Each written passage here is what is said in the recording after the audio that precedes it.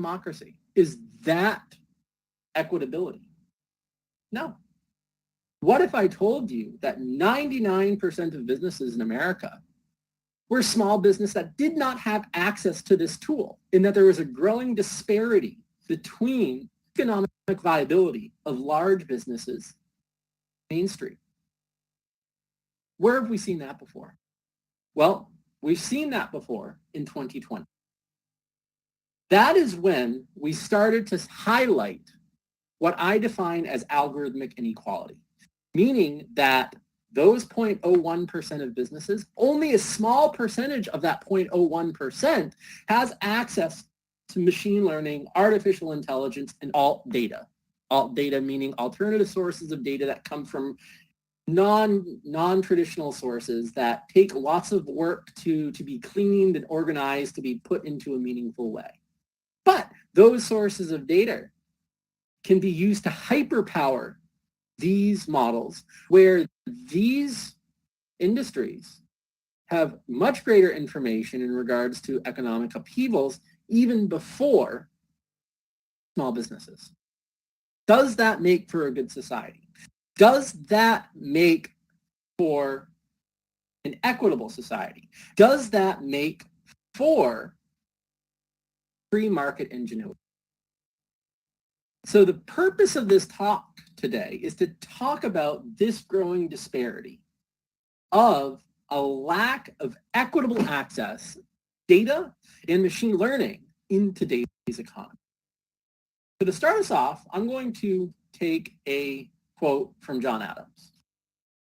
Liberty cannot be preserved without a general knowledge among the people who have a right and desire to know. And this is a principle for which our country was founded on.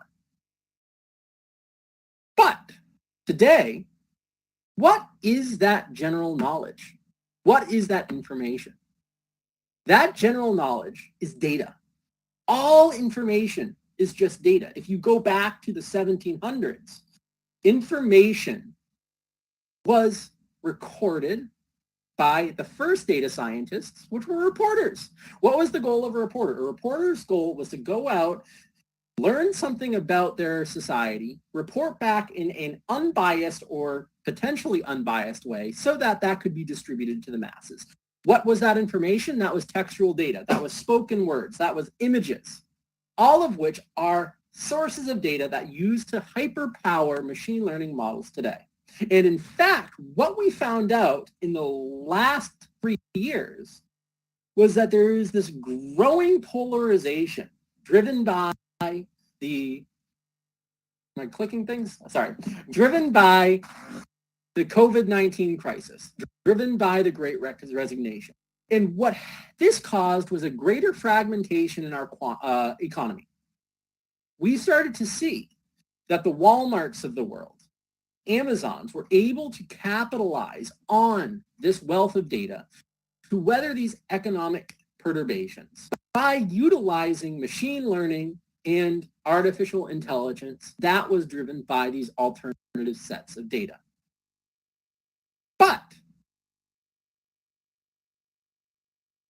But there's a solution. There is a solution for this disparity. We, as data scientists, as technicians, ought to have a specific goal of making sure that whatever is developed from a machine learning perspective can not only be utilized by large corporations, but your local businesses down the street. And in order to do that, we need to empower those businesses to be able to meaningfully ingest data, be able to represent that data in a sophisticated manner that reflects the dynamics of that economy. We need to empower them to understand what insights can be derived from those data and models through visualization and analysis. And it needs to be done in a streamlined way that is accessible to the average person, all of which is not being accomplished now. And we are starting to see systematic biases develop not only within the algorithms that are being created, but also in fragmentations of our economy. So if we take a look at this, we have an iceberg here. This iceberg represents the state of machine learning today. At the top, we have these AI-driven enterprises that I talked about. These AI enterprises have had a head start of machine learning, and we see the outcome, right? Amazon started as a book company, started collecting data, transformed to an e-commerce company, developed models in 2011, 2012. Once machine learning became ubiquitous, they started capitalizing on that. Walmart does the same thing. Walmart is able to understand out-of-stock events before it happens. Why? Because of machine learning. Walmart is able to provide substitutions because of machine learning. Think about your local grocery store. Think about your local hardware store. Are they able to utilize that level of hyper-personalization? No. No.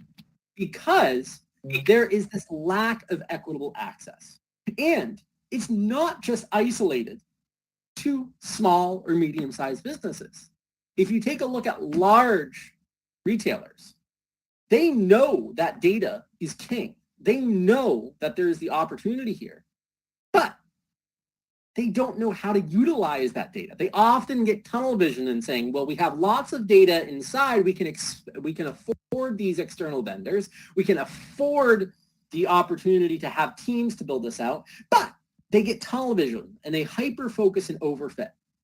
Secondly, medium-sized businesses have plenty of in-house data. They have plenty of information that can be utilized for very, very strong insights, but they do not have the ability to afford the technicians to analyze that and generate useful data-driven insights for the business. We all know the startup world. They have the ingenuity, they have the resources, but no access to data. And then it comes back to the 99%. These businesses often have cleaner data than large enterprises. Why? Because these are in spreadsheets that are validated by people because they are the ones doing the purchase ordering. They are the ones doing the sales forecast. They are the ones bringing these bookkeepers to the accountants. But they have no expertise in how to aggregate that data in an digestible way to create very, very robust decision-making. Therefore, they're left in the dark. Why are they left in the dark? Because they cannot understand what is the greater economic impact of businesses around them and how they can respond to that exterior motivation. So, how does this look? How did we get here? Well, let's just start. Data and insight making is no new innovation. This has been done in the 60s.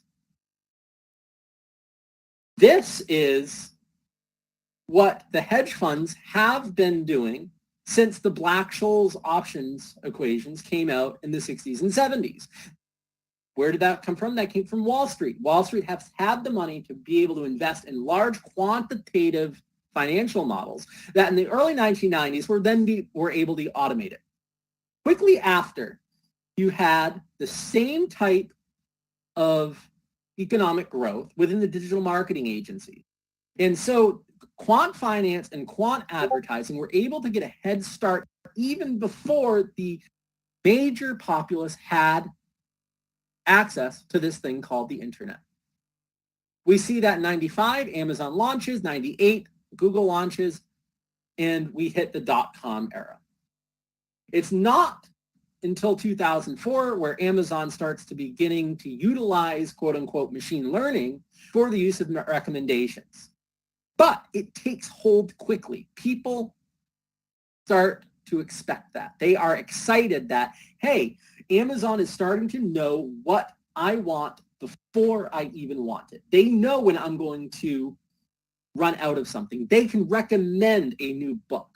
All of this is happening in 2004, 2005, when the majority of businesses don't have access to the primary digital asset of the time, which was a website. It wasn't until 2006 that after 15 years of the rise of the internet, that folks said, hey, there is merit to creating an equitable entry point to a digital asset. Who did that? The Wixes, the Squarespaces, the WordPresses, the Weebly's. 15 years after the first quote-unquote data science algorithm was utilized in the 90s for algorithmic trading. Now, in 2012, we had the onset of two great innovations within the machine learning space. You had ImageNet, which essentially utilized a new methodology called the convolutional neural network and was able to scale that and say, hey, computer vision problems can be solved in a scalable fashion. Secondly, we had the advent of natural language processing used by Mikolov et al. For word-to-vec and natural language processing that then could be utilized in e-commerce platforms.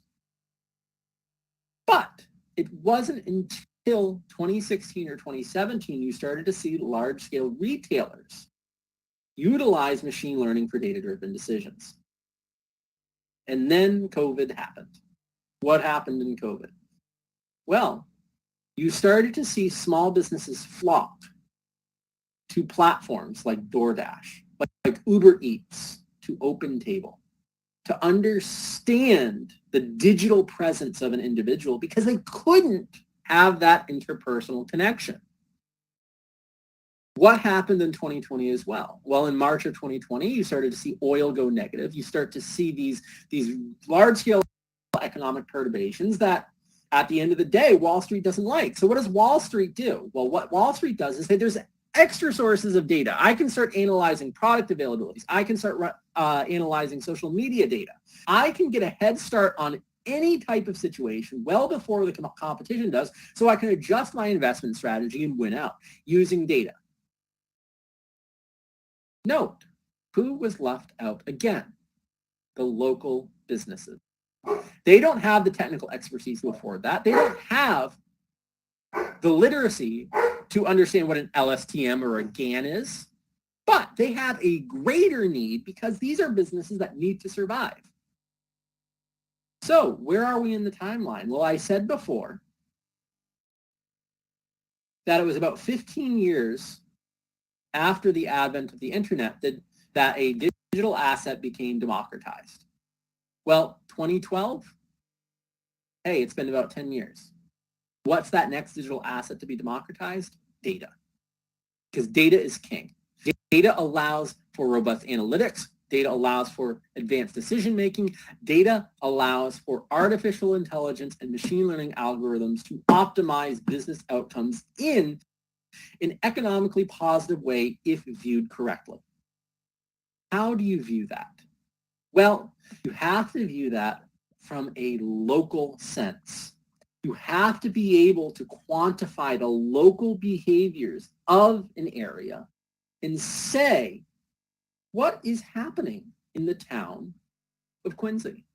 What's happening in Des Moines, Iowa? What are the interactions that go along between these two or three types of businesses that then scale out to the metropolitan area, that scale out to the state, that starting at hyper-local data sets gives the opportunity for a platform to be developed that allows data and machine learning to scale across multiple domains because those domains are correlated, and has the added benefit of being able to fine-tune and hypercharge models in a vertical sense. But that cannot be done unless data is democratized. So let's talk about what data democratization looks like. And I'm going to pick a field to start at to say that data is needed. Machine learning is needed, but is not there yet. And I'm going to start by talking about local politics. I'm not talking about a large-scale political campaign.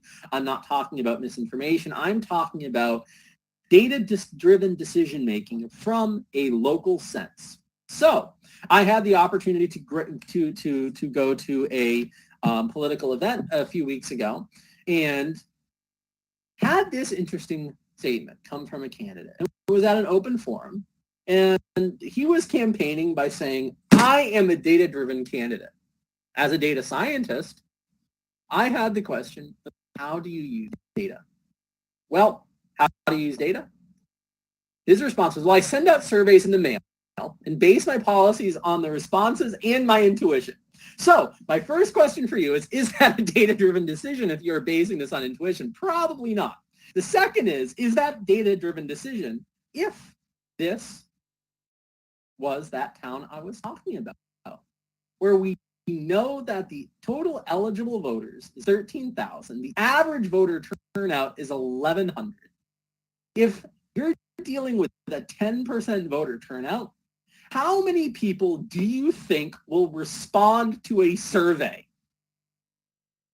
Is that representative of a population? No, but yet town policy after town policy after town election is built on this lack of information. And remember what I said before, lack of information is lack of data. So in this case, we can ask three quick questions. Is this truly a data-driven policy? Is this truly democracy with a turnout so low? And how does such a low turnout influence town policies? And I ask this because there's a larger question. The larger question is, how can we scale a data-driven mindset into a larger population if we can't understand some of the forces that govern local communities? Because at the heart of it, local communities are driven by local public policy and have observable effects that can be quantified in that local economy given the correct data. That data can be aggregated, synthesized, given back to both a voter and a candidate in order to optimize the outcome of election for a stronger data-driven decision and hopefully increase town policies. But how do you expect that from a larger economy if there's nothing that exists locally? Well, that's what we're going to discuss. So what data sources are we talking about when we're talking about alt data? Well, alt data is, again, defined as data sources that are not traditionally accessible, but when unified and aggregated properly, can provide advanced insights and fine-tune and improve the accuracy of models compared to when they're not utilized. So what's an example of a source of alternative data that is accessible at the local level, but hard to deal with? Well, town meetings, right? If you look at your local town meeting, these meetings happen on a weekly cadence. In fact, you probably have 4 or 5 subcommittees happening per week. By law, at least in the state that I am, those meetings have to be published to some sort of forum like YouTube. But for the average person, I don't know about you, but I don't have an extra hour and 54 minutes to go to YouTube and watch, the zoning law policy. I'm sure that's actually riveting, right? I'm sure everyone in this audience, when they get out of work, says, "Hey, Brad Stoll, I don't know about you, but I want to go watch my local zoning policy."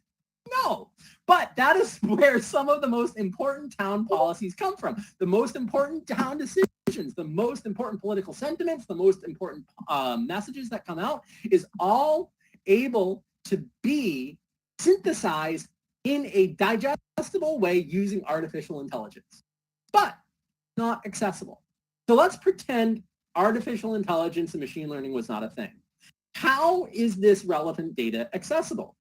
Well, you have your townies, the nosy neighbors that have to be involved in everyone's businesses, and they'll go to these town meetings. Maybe they're the grandma down the street, maybe they're the crazy uncle down the road that's really invested and have a good intention, but their sentiment is biased. So they'll go to all of these meetings just to find out the negatives, and they report back, and then they'll report this out to some sort of word of mouth or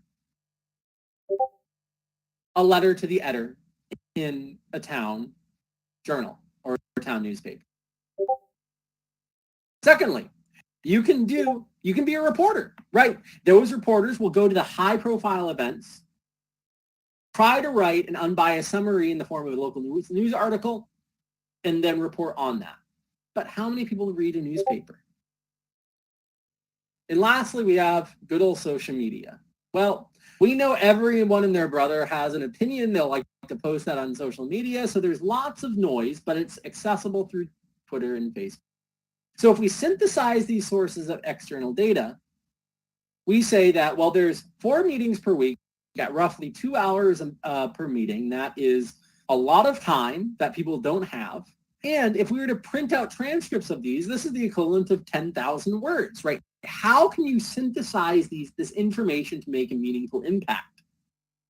By machine learning in an equitable way. So, what is the impact of the lack of accessible data, right? We know that the data is out there in an unstructured format. We know that there are large companies like Data Miner or Yipit Data that go out and aggregate this data, do run sentiment analysis, and are selling this information for lots and lots of money. So there is a transmissibility between unstructured data and information that can be utilized by models and individuals. But that lack of access at a local level has an incredibly strong effect.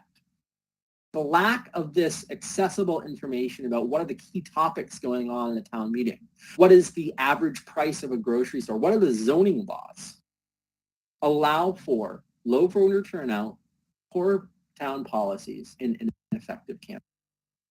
And these are the 3 topics that I want to talk about, because if we take a look at it and we abstract this to a higher level now, we say that the lack of accessible data results in poor conversion, ineffective marketing campaigns, and poor execution of business policy. So if we can solve this at a local domain-specific level, can use sets of data from a variety of domains, we can generalize this to a more hyper generalized model that solves these problems at a more global level. But before I do that, before I talk about how we can accomplish this, I want to go back and I want to talk about why this happens. So you are a town candidate. You decide, I want to run for alderman or local mayor or local selectman. What's your first step? Let's get a yard sign. Everyone looks at yard signs. Everyone driving by will go do a yard sign. And we'll spend lots of money on yard signs because we love yard signs. But does a yard sign tell a potential voter anything about you? Why do you do that? Because, well, that's the only way you reach out a local election. Why? Because you don't have the data around that. You don't know the age distributions of voters. You don't know which voters are going to turn out. You don't know which segments, which quote-unquote voter or customer segments you want to target messaging to. So you try to do these broad swath tactics that are ineffective.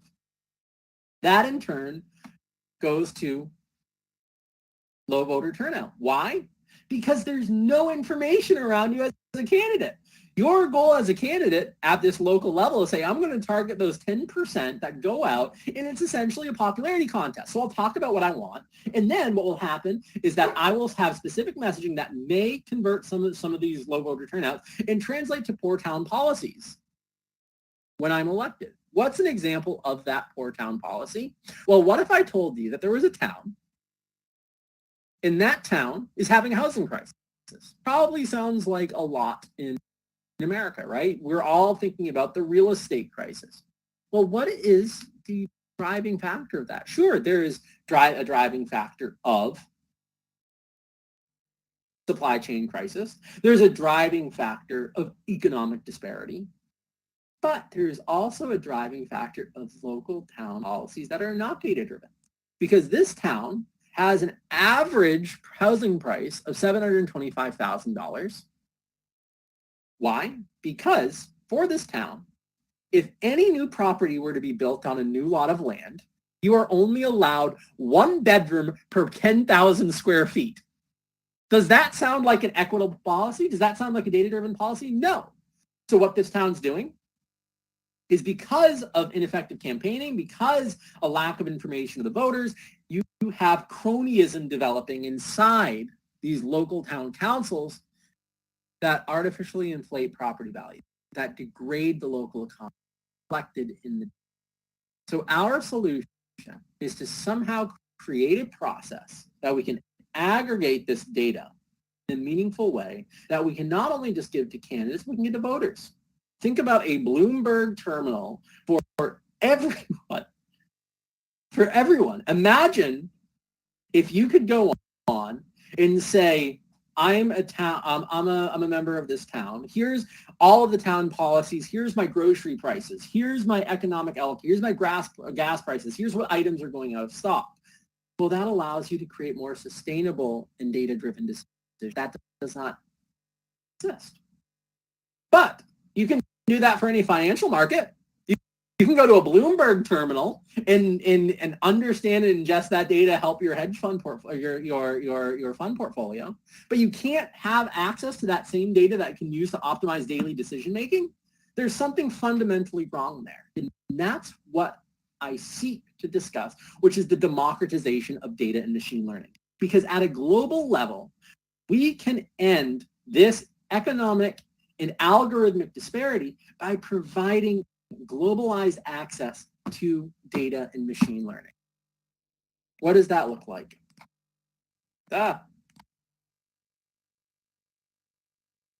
This comes from alt data. So remember what I said.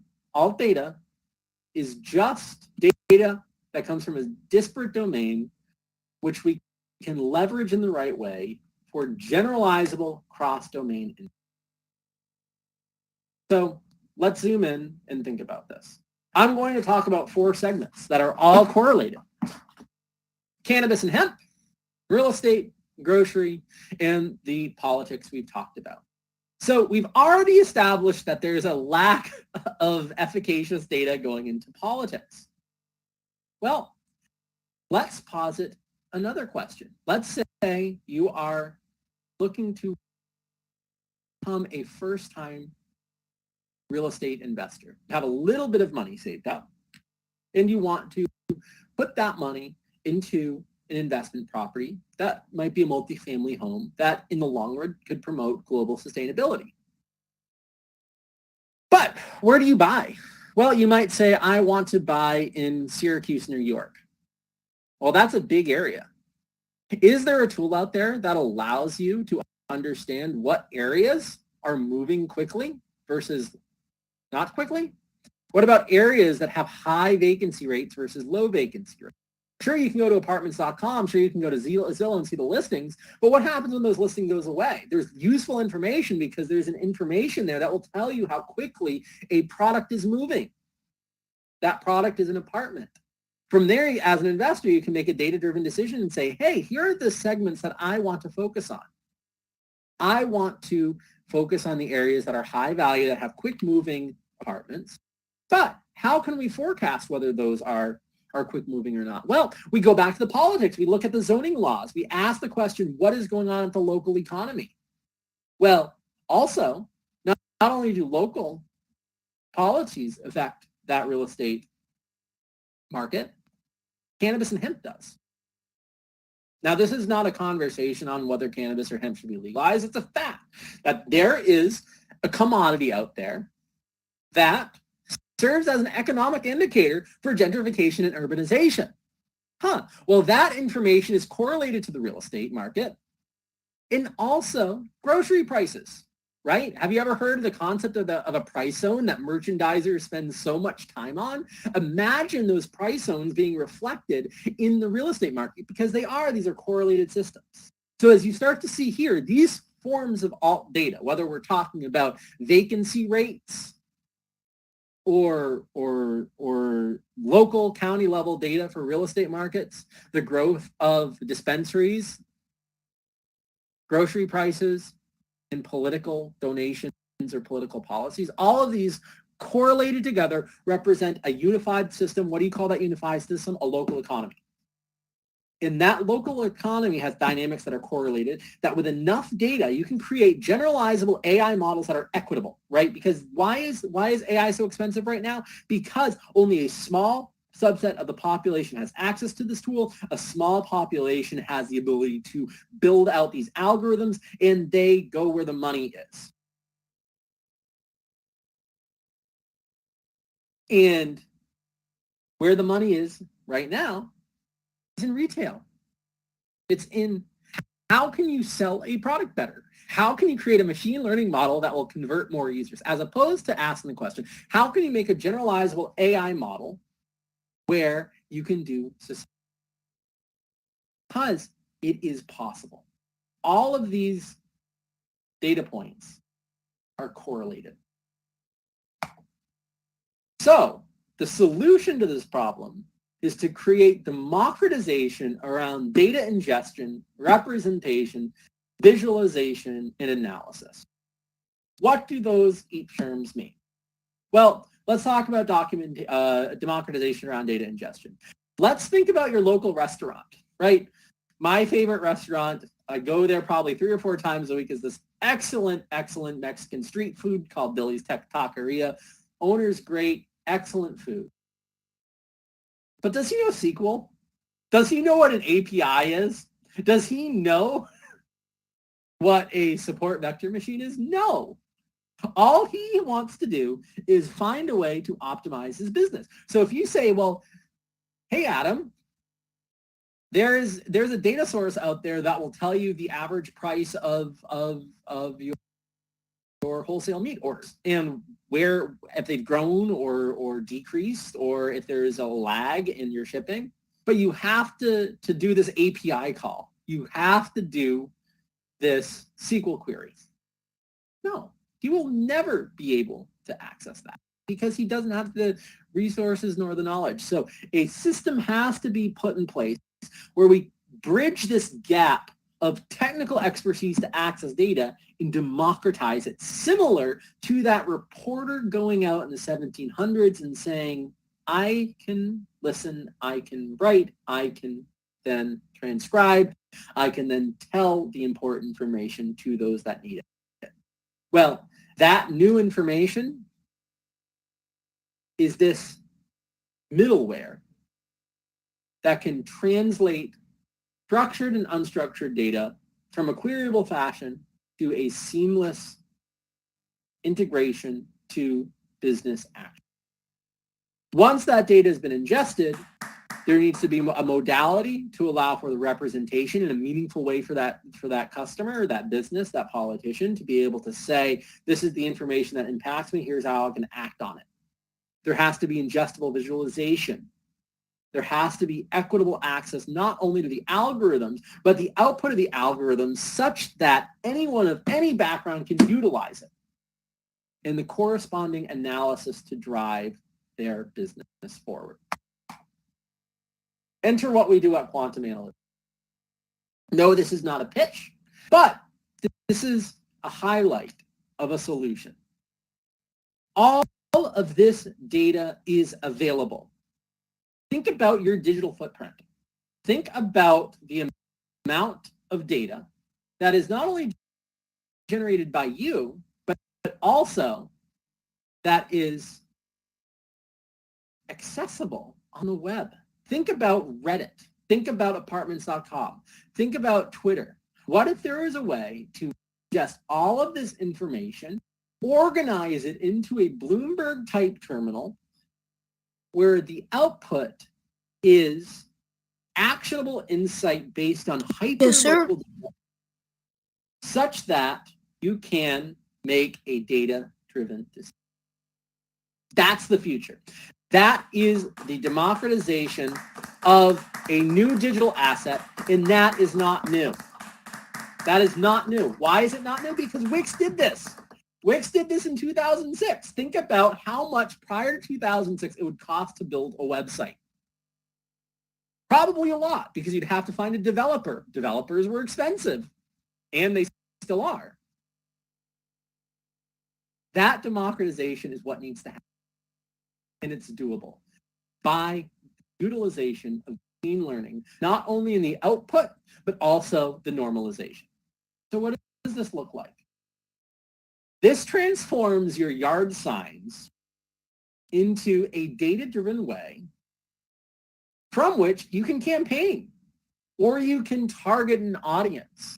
So this is a representation of a model that was completed that allows us to understand the sentiment of a polling location based on historical voting records, based on social media trends, such that we can make inferences and allow individuals to make the best decision possible for their use case. This use case was a political campaign. Replace that with a marketing campaign. Replace that with a consumer strategy. That is what the unification of data allows. Who uses this right now? Facebook, Instagram, YouTube. The YouTube example is perfect. What does YouTube say? YouTube says, I can provide you with access to large swaths of people to market to. You just need to create an ad. Well, that ad costs money. And then on top of that costing money, YouTube says, no, I don't need your input. I have an algorithm that will be good enough. And I'm not going to tell you what that algorithm is, but I will make sure it gets into the right customers and you have a positive conversion. Would you trust that? If that was a car salesman and you said, I have $500 for a car or $500,000 for a car, and that salesman says, oh, I don't need what you need to know. I don't care what you like. I don't care what you're trying to do with it. My algorithm will give you this car and you'll be happy. Would you accept that? No, you wouldn't. But yet we do that with the most important asset of the 21st century, which is data. Because we've been conditioned to say that there is a small subset of people or corporations that are allowed to make inferences on that we trust that they are smart enough, we trust that they make good enough decisions, we trust that there is not going to be an Orwellian type of event with the use of our data. But what's happening? That Orwellian event's happening. We're starting to see the rise of algorithmic inequality, not only within its effects in the economy, but also within model biases. There's racial biases within models. There's economic disparity biases within price-owned models. Why? Because there is no oversight. There's nothing that allows individuals to understand the data that goes into these models because there's no way for them to understand this data at all. So not only do we talk about the need for the democratization at a hyper-local level for improved decision-making, but we also need to think about this from an accountability standpoint. That as soon as you put the tool in someone's hands to level the playing field, yes, you open up a danger. You open up a danger for an entity or an individual to misuse this machine learning model. I'm not arguing that fact. But I'm arguing the optimistic side of this by saying that the only way to counter that is through equitability, to level that playing field. And in so doing, address sustainability. And this was a fun quote that I picked up from one of the global economic forums. And it says that sustainability is a global challenge that's going to have to be addressed at the local level. How do you address a problem as large as sustainability at a local level? Well, the argument is let's do a top-down approach where you have a large government saying you have to do this. You have to follow these regulations. You have to do this. Trust us. This will make us be more sustainable. No, it starts at the local level. Where does it start? It starts at that town who's artificially inflating their property values with these zoning laws. It starts, and that happens because there's a lack of data going into the decision making. There's a lack of data. There's a lack of accessibility to hold those town policies accountable. Secondly, there's a lack of data for those small businesses to make informed supply chain decisions. They don't have the models like large retailers do to understand the impacts of the supply chain crisis or the Great Resignation. They can't model, they can't forecast, they can't predict what their sales are going to be in a week. They can't do that because in some industries, they don't even know where their products are stocked. As a manufacturer of a brand, there are still markets out there where you ask that manufacturer, where is your product stocked and is it in stock or out of stock? They don't have the answer. No machine learning model is needed to fix that, just access to equitable data. So at the end, this unification of data comes down to a sustainability argument.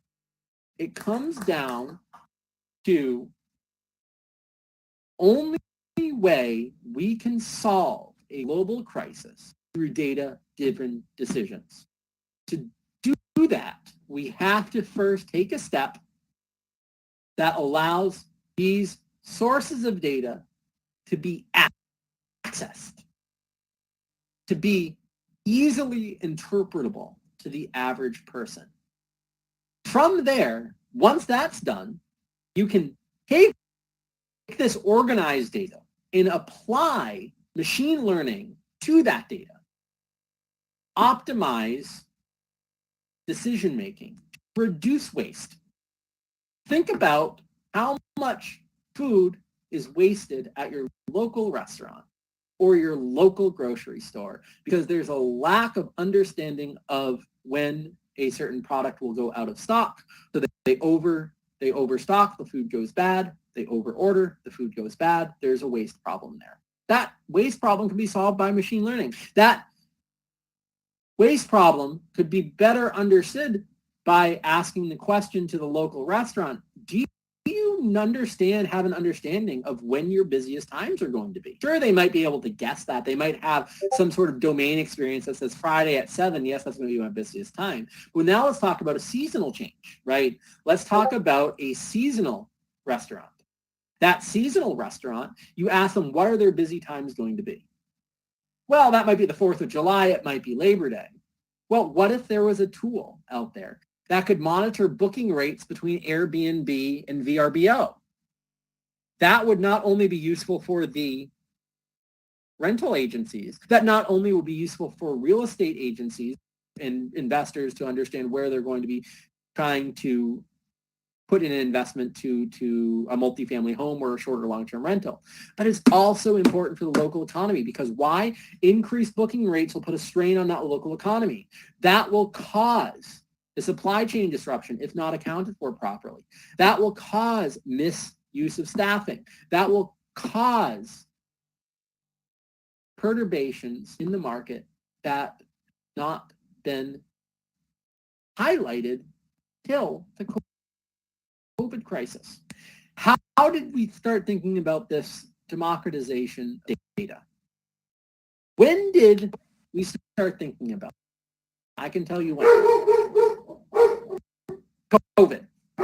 I grew up in a local kind of seasonal town about an hour outside of Boston.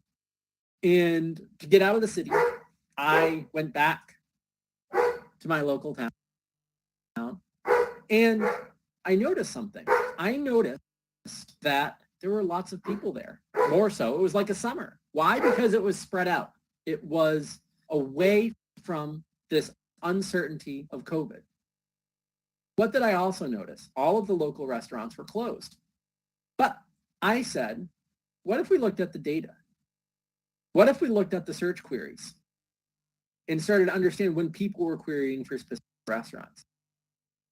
Well, that data highlighted that they were getting queries on par, if not higher, than their Memorial Day bookings, but those restaurants were not open. Why? Because they did not have the access. They were assuming that, well, we're shut down, no one's going to come.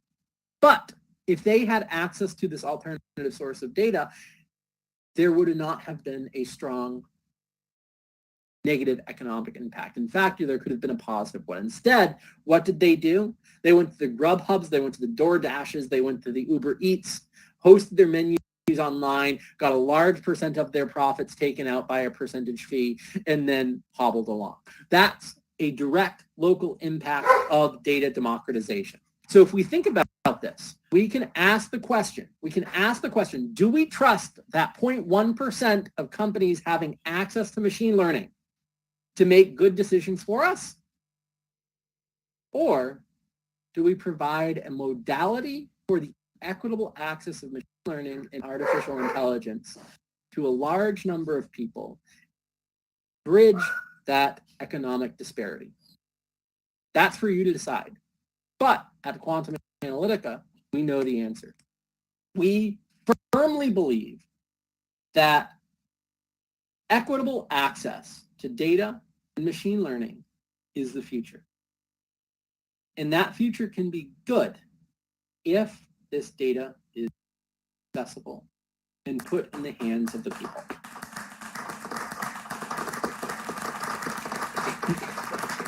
So on that note, I will gladly open up the floor for any questions, comments on the democratization. I would love to hear your thoughts, but I'll open up the floor. Thank you so much for your time. You guys can scan the QR code on the screen. That'll take you to a type form if you want to sign up for more information on how Quantum Analytica is democratizing data science. Feel free. Also feel free to shoot me an email, russ@quantumanalytica.io. Happy to always chat or add me on LinkedIn. Awesome. Thank you so much, Russ, for the amazing presentation. And like you mentioned, I would like to open this for everyone to ask any questions. If you have anything that you'd like to ask Russ, feel free to do so.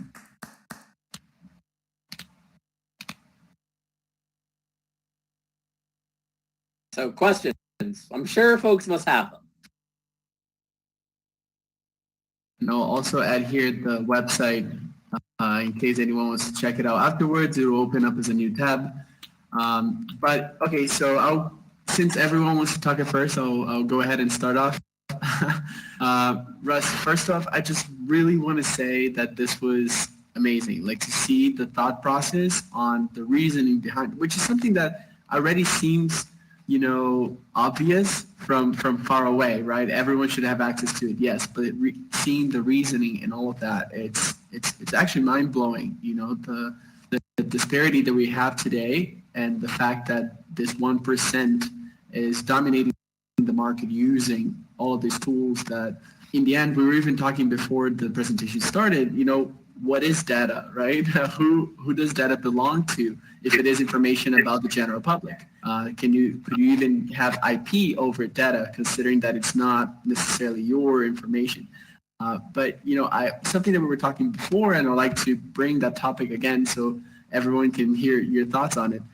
We ran a quick poll, right, on our social media accounts, asking people what they thought before this presentation, if everyone should have access to data or it should be reserved only for a few people that have research intentions or, bigger corporations. And interestingly enough, some people claim that they would like only big corporations to have. You asked, being a data scientist, where's the data coming from? What are your metrics? But there's no metrics. It's just a general poll. Still, this can show that some people fear, data being available for everyone, considering that artificial intelligence is seen right now as something that is powerful, that could be either used for good or used for bad. So this question lies within this idea of, if the general public right now perhaps has some fear on it or the power of using this for evil, your thoughts on this, everyone having this powerful tool, especially, being in modern day in America where the conversation about law enforcement and on gun, having guns and distributing guns, everyone should have gun or not everyone, it's a tool, right?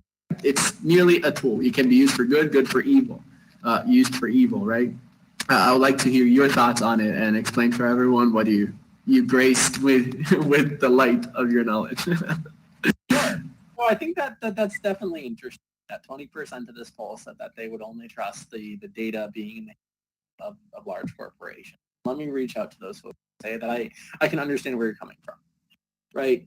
There are fears around artificial intelligence. There are concerns around the ethics of machine learning and artificial intelligence. Some of the greatest minds of the era were concerned with that. Stephen Hawking was. But would you allow that power to be in the hands of those that are capable? Right? Because that's the first question. That's the first assumption you're making. You're saying that those 20% are saying that this should be only in quote unquote capable hands with no oversight. How many times are made from some sort of donation scheme that seems to know things about you? How many times have you gotten an ad that kind of sketched you out? I can think of one. I was talking about Home Depot, and then all of a sudden, a few days later, I was getting ads for whatever product I was considering. That percent that is currently having access, or that's the 0.1% that is currently having access to these. So, yes, there are concerns around there because you could take this tool, give it to everyone. And this is something that ethically we grapple with at times at Quantum Analytica as well, right? We're saying that we're going to put this tool in the hands of the people, the hands of the larger community. Why? Not because that there is the potential for a negative outcome, but the potential positives greatly outweigh that negative with the ability to put this in the hands of the people. Not only can you create a conversation around equitability, conversation around inclusivity, because there's a level playing field, because folks are able to have this information and understand this output. Second, I would argue that it's not going to be generalized artificial intelligence that has a very, very strong negative societal impact. And by negative societal impact, I mean a Terminator coming from the future 300 years and being artificially intelligent and looking to kill off the human race. No. Yes, there are ethical concerns around whether, at what stage does artificial intelligence become sentient? I believe that's still a long way off, that we'll have generalizable models that will help us to improve society, but nothing we should be blatantly afraid of right now. What I am afraid of is this growing despair, because what we are seeing is the death of Main Street of America. We are seeing the death of the lifeblood of the American economy. Why? Because the populace is being conditioned in such a way to expect hyper-personalization, to expect search engines, even on a local website, to understand their queries as if Google was doing that. They're expecting for business to always be in stock. They're expecting staffing to be dynamic and understandable. That's not, because those tools are not there. So what you start to see is a larger economic disparity. With economic disparity, you start to see a larger political polarization. With a larger political polarization, you start to see classism. You start to see all of these challenges that have historically arisen when there is a tool that was isolated to the upper 1%. I will ask you, how many times has that worked out in the history of humanity? I would argue not very, very, very regularly.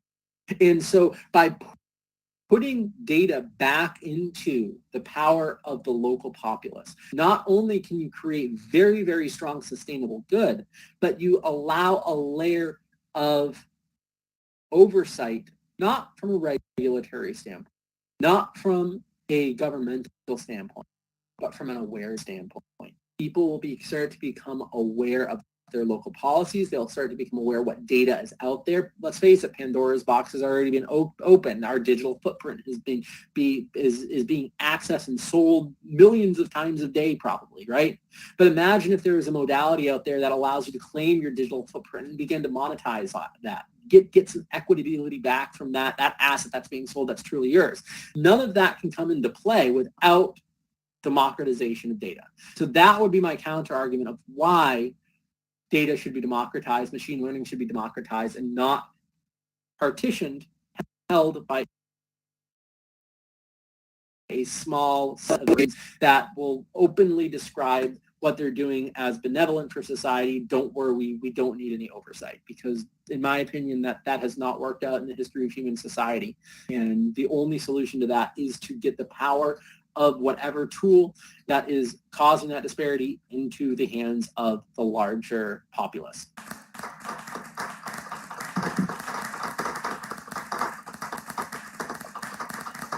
Beautifully said. And yeah, if anyone has any questions, feel free to ask.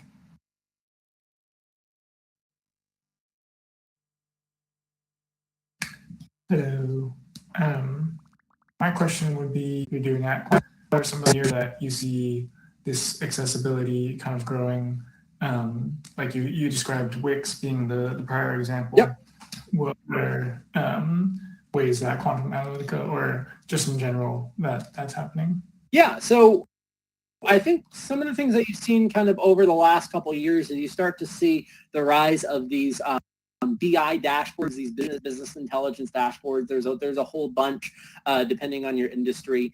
You start to see these things like a Clover and Post pop up that provide base level analytics, but that's not actionable insight. And so I think some of the ways that you'll start to see machine learning propagated into the larger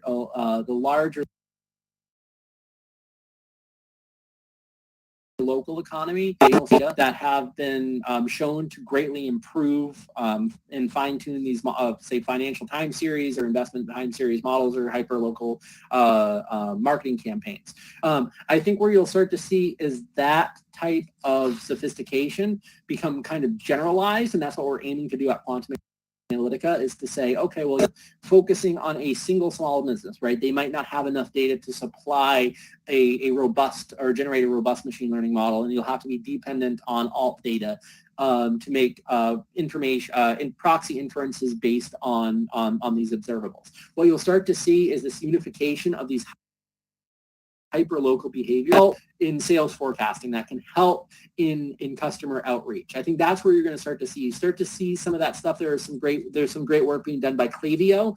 They're an e-commerce, they're kind of like a marketing tool that goes out there, and they do provide kind of personalized recommendations based on data. What I'm arguing is not necessarily from a recommendation standpoint that space is kind of occupied and it's starting to become democratized. What I'm saying is more from the ops standpoint, the operation standpoint. So some of the stuff that we're looking at is macroeconomic trends in terms of real estate, being able to quantify these correlative natures to say, okay, for the average the first time real estate investor, here are the types of properties that might be well suited for you by looking at these macroeconomic trends. Another really good impact is within kind of the local retail space. There's a lot of lost revenue, both in terms of business optimization, but also just losses in general due to poor stocking. Right. So being able to quantify local out of stock rates by using a variety of external sources of data by being able to join that data with public sentiment. So you'll start to see, I think, this bridging of unified models to solve these types of cross domain problems that pop up a lot, whether that's from a segmentation standpoint, whether that's from a sales standpoint or a regression standpoint, or what I think we're really going to start seeing with a lot of the work we do at Quantum Analytica is on the NLP space, right? Being able to utilize unstructured text, create insights from that, and then put those into features of models to say, here's when you should run a promotion. Here's where you should buy or consider expanding your business. So I think that's where the level of democratization that you'll start to see from the business standpoint moving outward. From a larger societal standpoint, I think that's where you get into more kind of robotics and automation. I'm not going to comment too much on that because that's kind of in a disparate field. But I think at the heart of this, the goal is to take these types of BI tools that you see, like the headsets out there in the cannabis industry or the IRIs that you see in kind of the retail industry, create that in an ingestible way where the average manager of a restaurant can say, okay, here's the data that's being fed to me in a way. Here's a recommendation on, okay, my prices should be 15% higher. They should be 20% lower, that type of thing. I think that's where you're going to start to see some of this digital asset coming along, because in a way, those are common business problems across multiple domains that are correlated, very much like the Wix problem. I see. Thank you.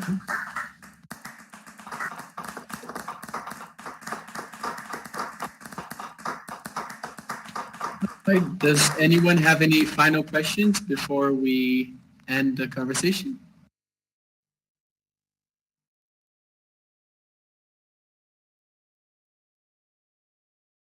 All right, well, I guess if you guys have anything else that comes up later, I'm sure you can reach out to Russ later on his social media profile or Quantum Analytica. Thank you, Russ, so much for this presentation. This was an absolute treat.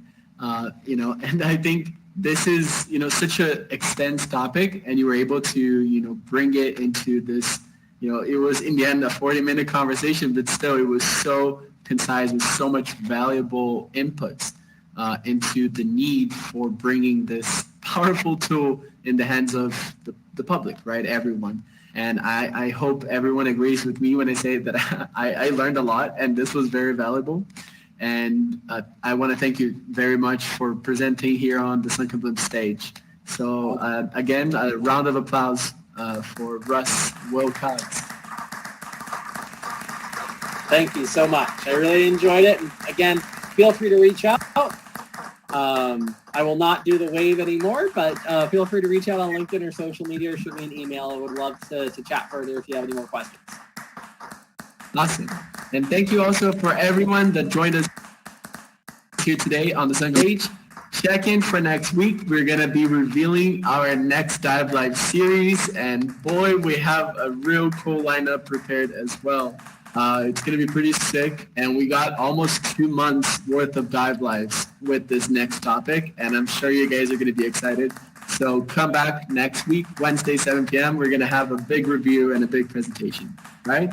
Thank you, everyone. Hope you all have a good night. And I'll see you next week and on Discord. Awesome. See y'all later. Bye-bye.